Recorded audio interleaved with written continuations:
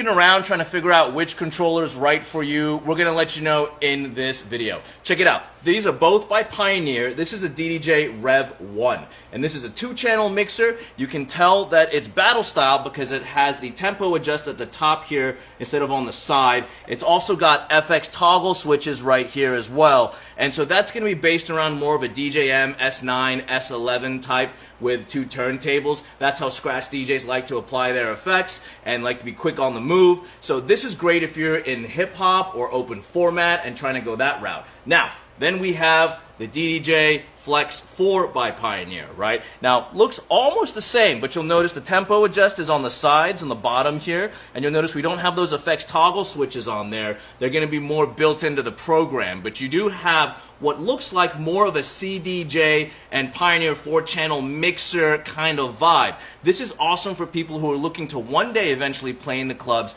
with CDJs and maybe a DJM A9, but they need something to get started right away. So this format will make more sense. It's more intuitive to that natural CDJ layout, and that's the direction you want to go. These are both under $300.